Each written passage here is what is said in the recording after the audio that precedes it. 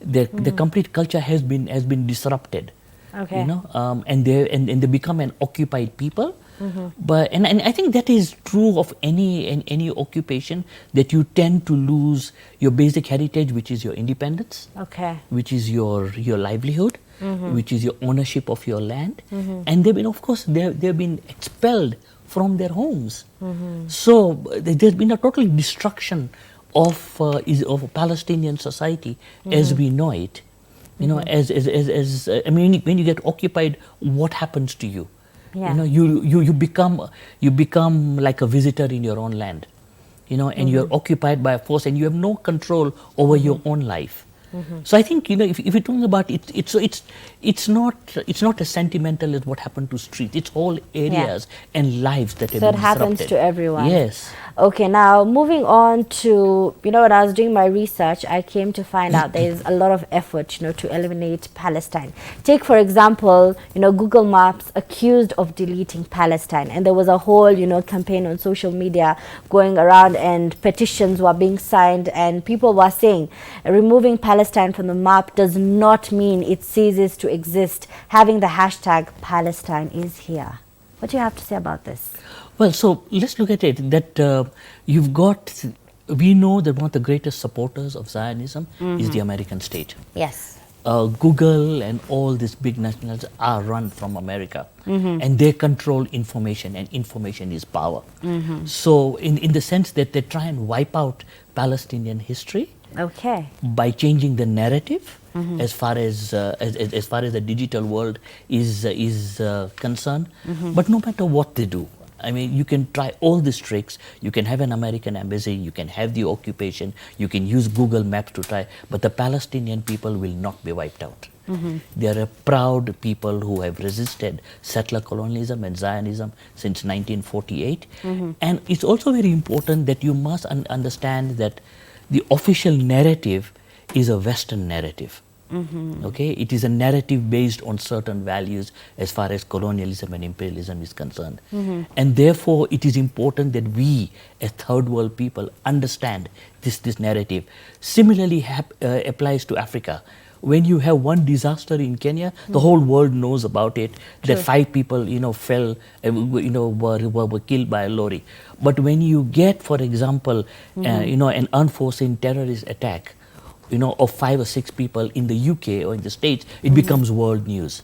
So the disinformation about the state of the resistance and about the state of Palestine, it's sadly so, because the world is dominated by the Western media, you get a very distorted view of what really goes on.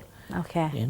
So, and I think and we as Africans are obliged Okay. to understand that there is another narrative. There is another narrative within the Middle East, where you find that the history of the whole Middle East, whether it's Lebanon or it's Oman or it's Saudi Arabia or it's Palestine, there is a whole world that exists there. That they have their own history and the resistance, but we never get to hear of it. What we get to hear is the Western media. So what do people watch? BBC, for example, Voice of America, and you get a narrative that is totally false. Amazing, amazing. Very, very good insight to that. And you find that a lot of media shows you the negative side of it. And that is why today we wanted, in this first segment, before we take the break shortly, wanted to understand how these people are. Because what we see on social media and on the media itself, mainstream media, is that, they're very bad people. They're not inclusive. But from my research and what you just said is that, they were very welcoming. Even when the Jews were coming in, they accepted them. But it reached a point where they were losing themselves and had to fight back. Well, if you look at similarly, when colonialists came to Kenya, they were the local people accepted them. It's a story of the elephant who wanted to go into the home and wanted the trunk. Okay. He went in with the trunk and then went in with the body and then occupied. That's exactly that has happened. Okay. That the third world people and the Palestinian people have never been antagonistic to other people coming. What they are antagonistic is people taking over the land. That is the crux of the matter. And I think that's what we should understand as far as colonialism and neocolonialism is concerned. That is the occupation of people's land. And in the sense that this thing of saying that the Jewish people are a bad people is a Western narrative. Yeah. It is an imperialist narrative. And in fact, the Palestinians are a proud resistance people who have stood up for their rights. Okay. Amazing. Now we'll be taking a short break, and when we come back, we will want to discuss about what is the current situation, what is happening over there, because I don't know what we see on media. There's a lot of sad stories that go around, but again, I think the world is still silent, and I don't know why. Now the question to all of you out there is, why is the world silent? Now you can contribute to this conversation. That is at Horizontv Kenya on Twitter, Facebook, and Instagram. Assalamu alaikum. Let's brighten up your morning. I am Aisha Khan and you're watching the Sabah show. Only on Horizon TV.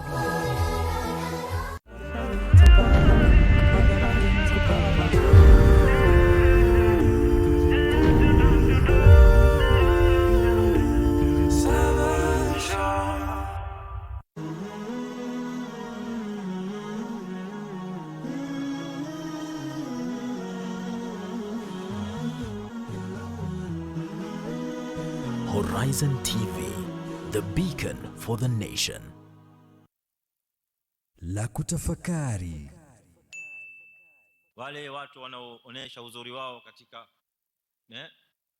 vifaa na mambo mbalimbali, katika vifaa vya simu mbalimbali, watu wanaonyesha uzuri pale. Batal alladhi يظهر أو تلك المرأة التي تظهر زينتها في مثل هذه الوسائل, yule mwanamke anayepeleka na kusambaza uzuri wake na maumbile yake katika vifaa kama hivi, mbali na kwamba ni haram, huyu mwanamke ni batal, jobless, hana kazi, hajui lengo la maisha ni nini. Wale wanaume wanaofanya mambo ya upuzi kama haya na kutafuta mambo ya upuzi kama haya katika Snapchat na katika Instagram na katika wapi na ingie kwenye Facebook masaa 2, 3, 4, hadha batal, jobless, hana kazi, hajui lengo la maisha, kuna lengo gani katika maisha, hajui kuna kusimama mbele ya baina yada ila azza wa jalla, hajui kuna kuingia katika kaburi, hajui kabla ya hapo kuna malakul maut, hajui kuna mizan. La kutafakari.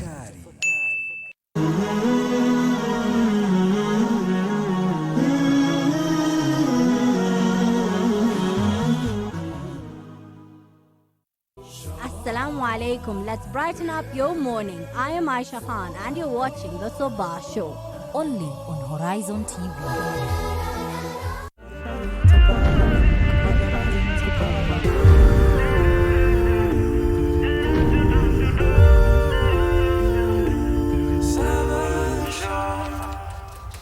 Assalamu alaikum. Welcome to the round table with me, Aisha Khan. Now we're coming to you live from the heart of the city center. This is Horizon TV, the premier Islamic station. And the topic of discussion today is the occupation of the Palestinian state. A very, very sad situation.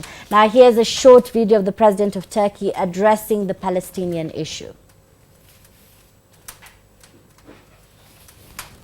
If the images of an innocent Palestinian woman who was murdered heinously by Israeli security forces on the street just a few days ago will not awake the global conscience, then we are standing at a point where words are not sufficient.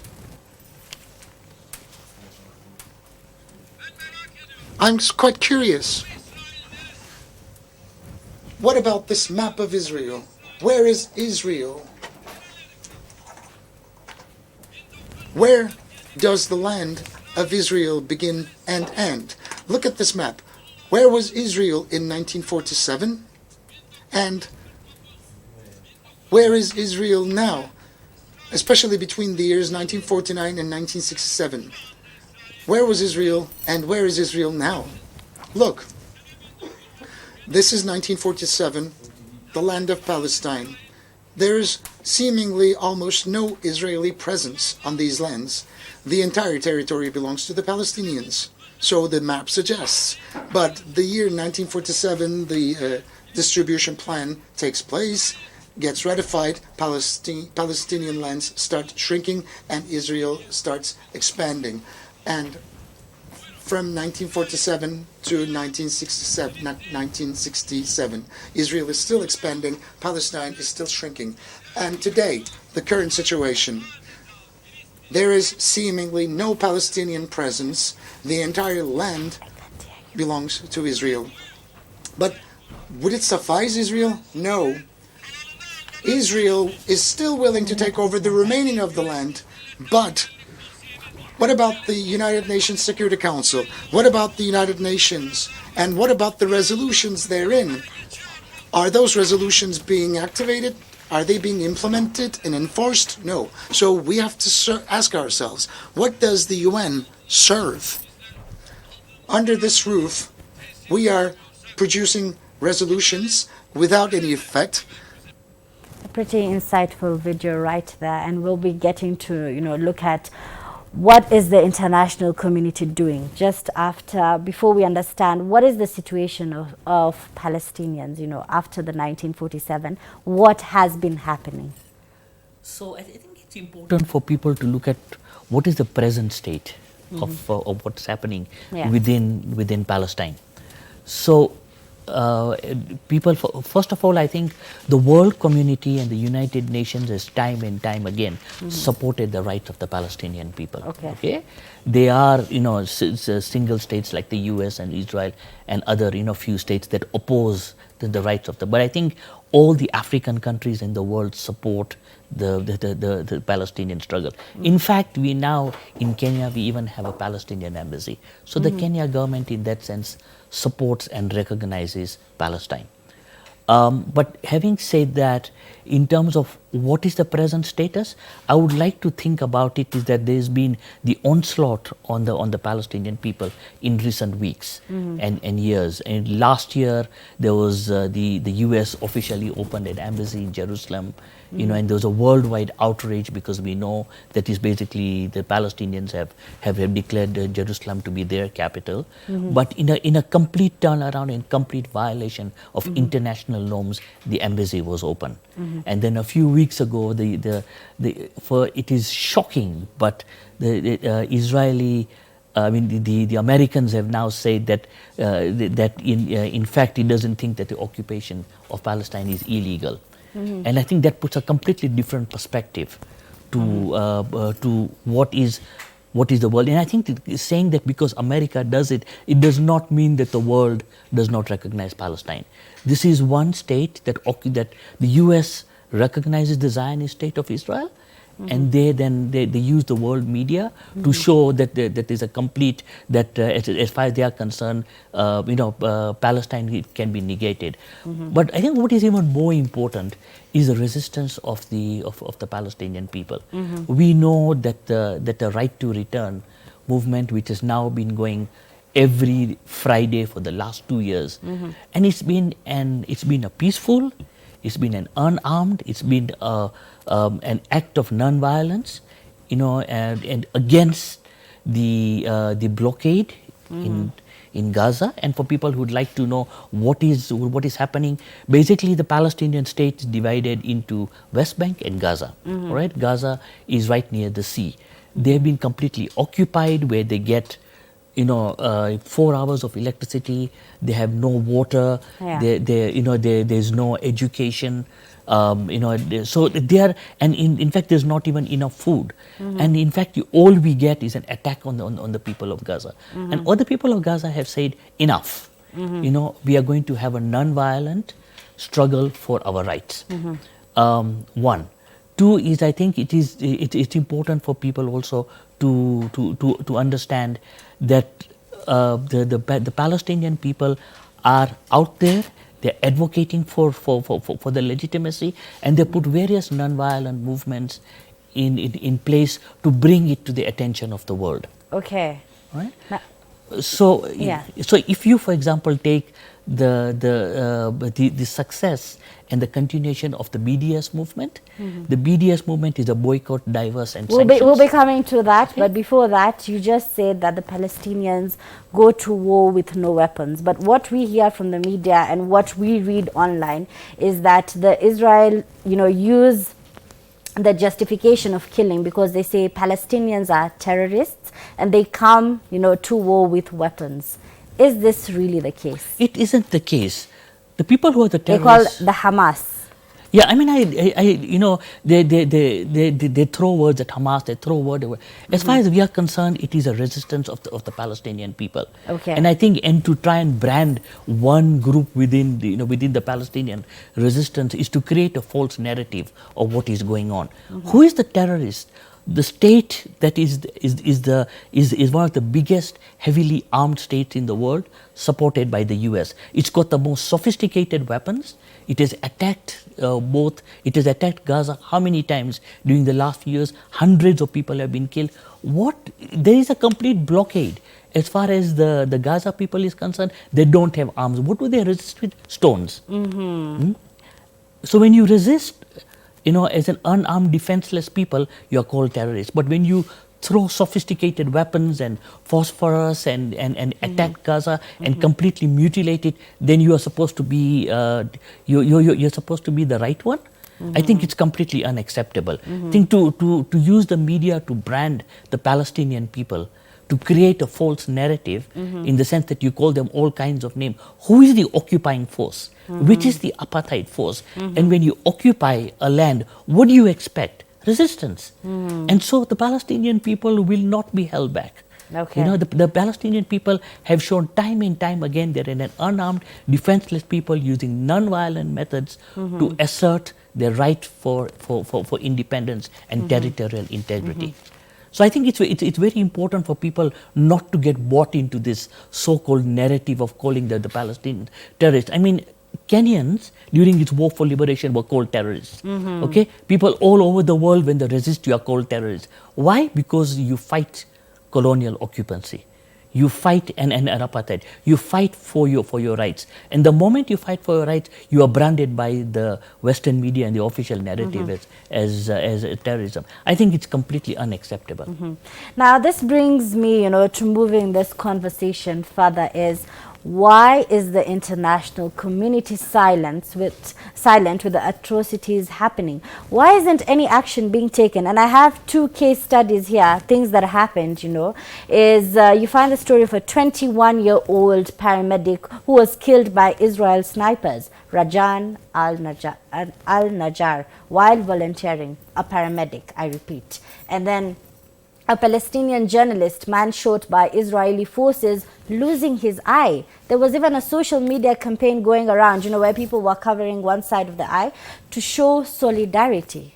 And just to echo the words of the president of Turkey, he said, what is the world doing? We'll talk about it, we'll put laws in place, but who is willing to implement them?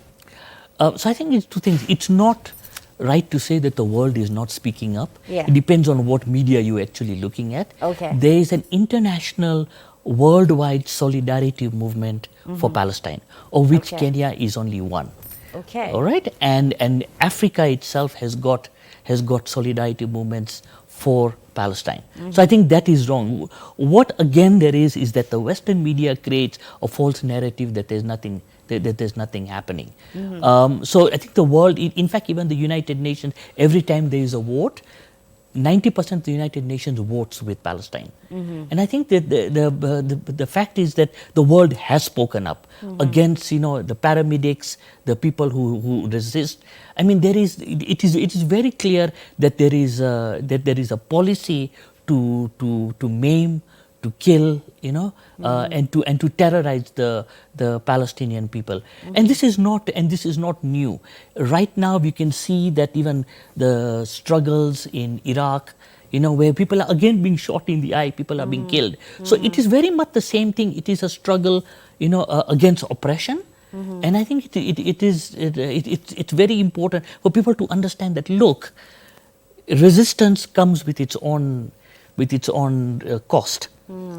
And people should not be paralyzed, nor should we be cowed because of the kind of brutality that is being imposed on the Palestinian people. And what Israel is doing in Palestine is against international law. You know, it is an occupation of a land. It is brutalization and killing of the Palestinian people, and I think it's wrong to say that people don't know what is going. The world does know what is going. The fact that there are solidarity movements all over the world, you know, and the fact that the Palestinians themselves have been able to organize non-violently to bring consciousness to the world of what is happening. And that's why I'm here, because basically the solidarity committees that are aware and are supporting the Palestinian cause. Now, from this situation in 2017, President Trump declared Jerusalem as the capital city of Israel. What has been the implication of this? And also moving the U.S. embassy from Tel Aviv to Jerusalem. What does this mean? Okay, so it basically means that the U.S. continues its hegemony throughout the world. Okay. We are very clear that one of the things that if you really want peace in the Middle East, the Palestinian issue needs to be resolved. Okay. Okay? And what is happening in terms of the embassy is a further escalation and a further expansion of imperialist hegemony in the entire Middle East. We know that the situation, in fact, even if we know what is happening in terms of the various conflicts in Yemen, in Saudi Arabia, in other areas, in Egypt.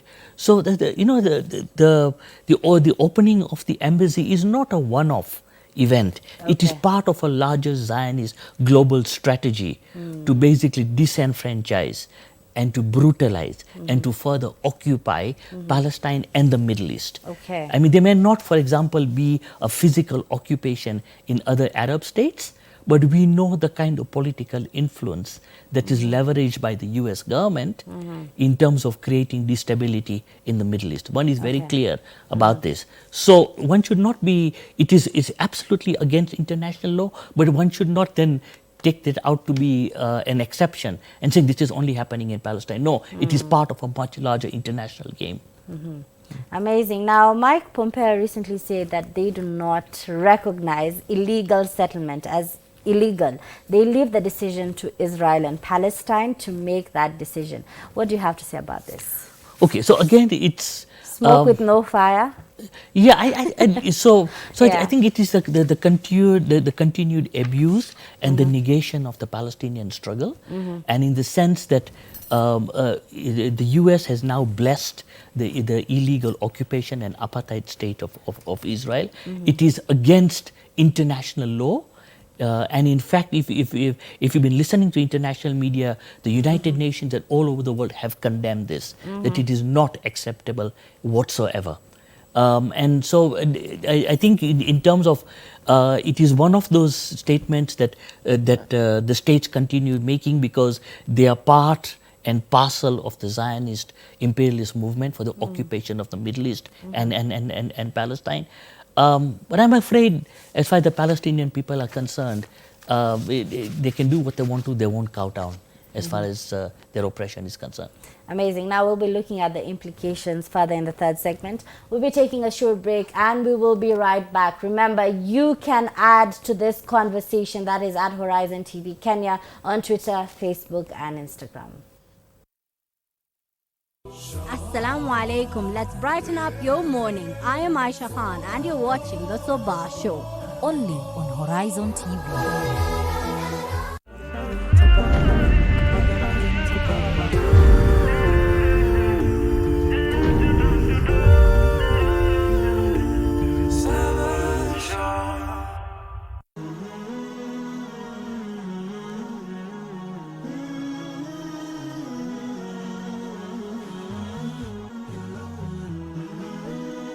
Horizon TV, the beacon for the nation. I'm a Muslim.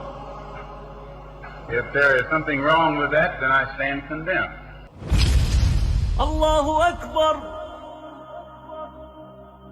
Allahu Akbar. Allahu Akbar. Allahu Akbar.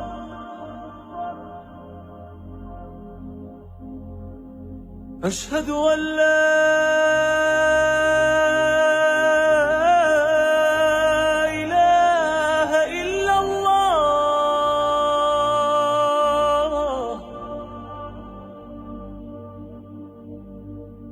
أشهد أن لا إله إلا الله. My religion is Islam. I believe in Allah. I believe in Muhammad as the apostle of Allah. I believe in brotherhood of all men.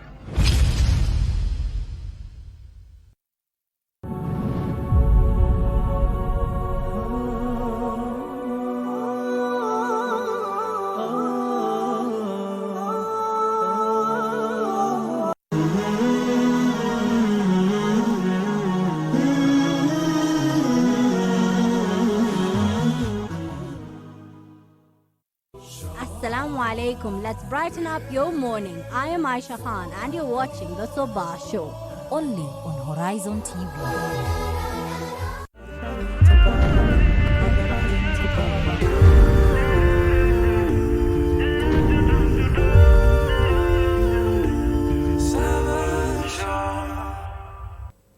Welcome back to the last segment of the roundtable with me, Aisha Khan. And of course, today the topic of discussion is the occupation of the Palestinian state. Now I'll come back to you, Zahid. Is all hope lost? No, all hope is not lost. Okay. There can be a false narrative as far as the world is concerned. The resistance is very much strong and going. The Palestinian struggle is supported by hundreds of Palestinian solidarity movement all over the world. Okay. We've got states like Turkey, we've got states like Iran, we got states even in the West that support the Palestinian struggle. No, all hope is not lost. I think what it is a sheer media propaganda of what actually is as far as the media is concerned, as far as the Western media is concerned, to make look that all hope is. No, it's not. The Palestinian people have been occupied since 1948. The resistance has continued now for 70 years, and it will continue. And the resistance takes different forms. Okay. All right. The most prominent that people have known over the last 2 years is the right to return. Is this weekly protest on the Gazan border in a non-violent manner, but hundreds have been killed, thousands have been maimed for simply saying no, we want our rights. Okay? Zahid, which brings me to the point, how many more people, are we waiting to die? How many more children, from what we see, are we waiting to be imprisoned? And yet we're still, 70 years plus, and here we're still resisting, but we're losing lives. Well, a resistance has implications. Okay. People will die, people will be imprisoned, but the spirits will not be crushed. Okay. So it is very important that you go two ways of looking at it, that people have been imprisoned and killed, or you look at that the resistance continues.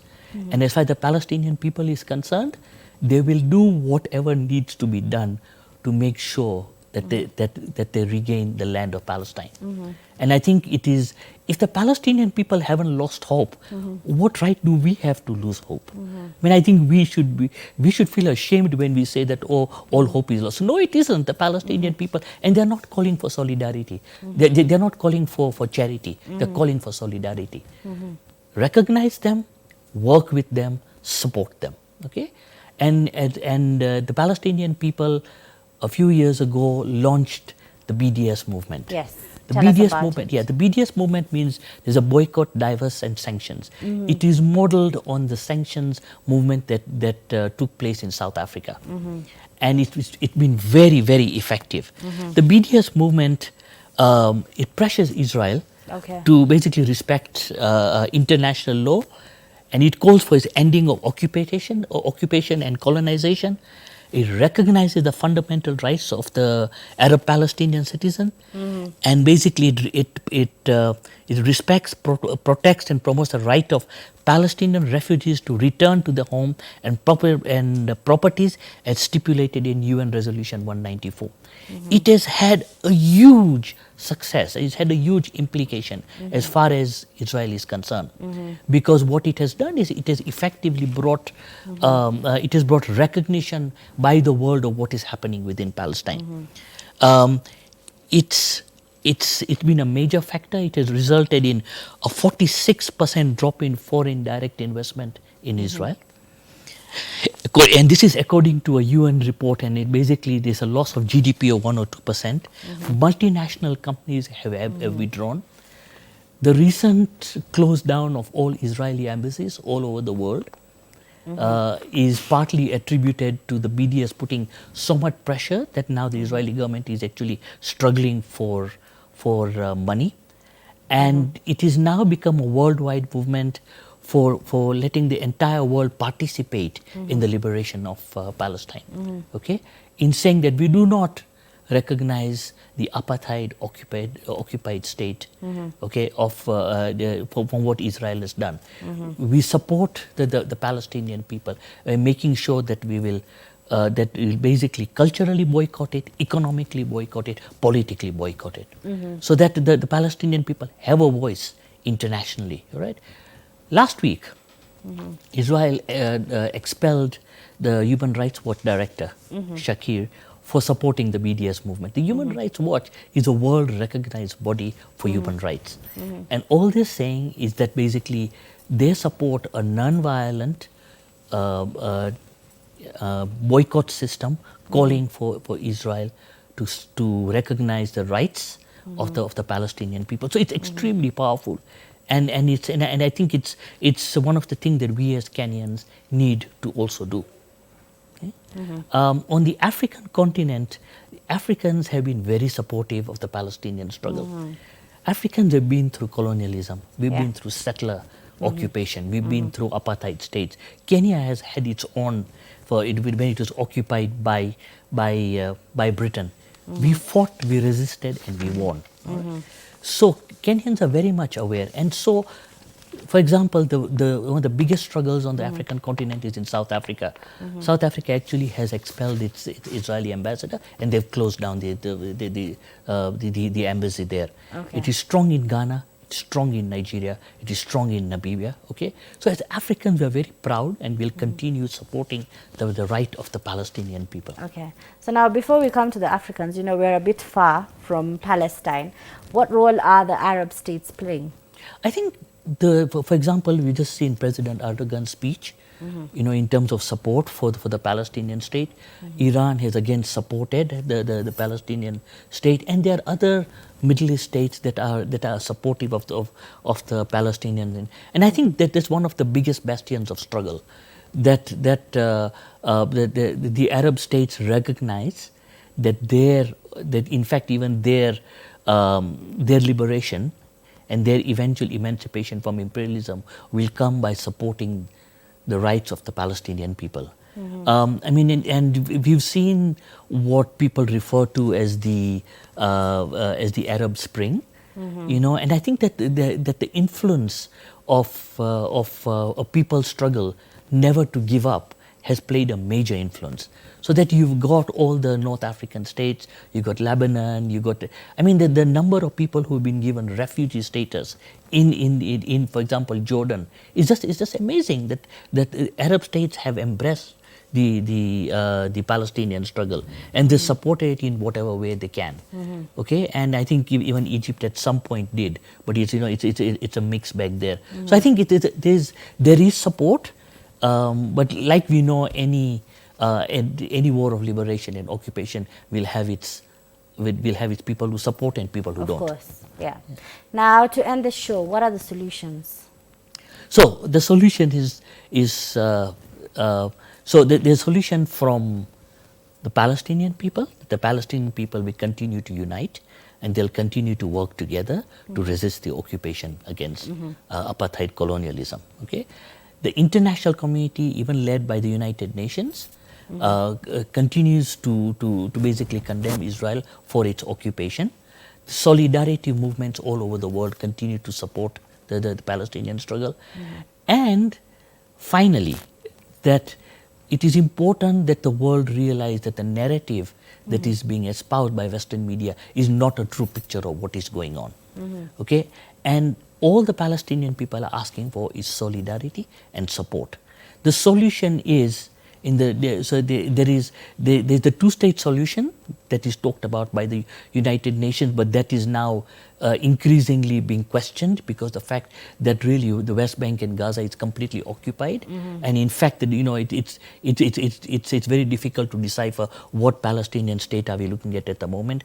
But then anyway, so that is one of the narratives that basically they want a two-state solution. There have been discussions around a one-state solution as well, a unitary state between the Jewish and the Arab people. So I think those are in international debates of what is going on. But in the end, it will be up to the Palestinian people to decide what is right for them based on their own situation. Amazing. So any last words to people out there? Maybe if you would like to add a burning one. A burning one? Yes. I would just like to call upon Kenya that the Kenya-Palestine Solidarity Movement exists to create awareness around an education platform of the situation in Palestine. We've been in existence now for almost 8 or 9 years. We have various activities throughout the year. Last year we had, this year we had Ramza Baroud, who actually came here, and we are going to continue to have people visited our to, studios too. absolutely. And we'll continuously have this engagement with the Palestinian people, but to create awareness among Kenyans how important it is that like Nelson Mandela said, that the freedom of Africa is incomplete without the freedom of Palestine. Yeah. That would be my parting, that as Africans, we are obliged to support the Palestinian liberation movement. Amazing. Now, you must be out there and wondering what role you play today. You got to listen to it and know all about what you're supposed to do. And to my perspective, out there you must be wondering how many more people need to die?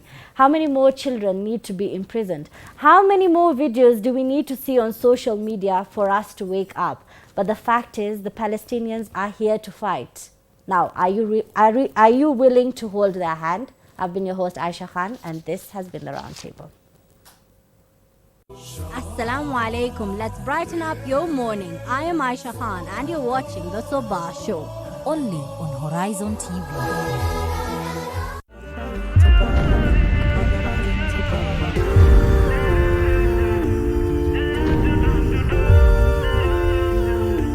Sabah.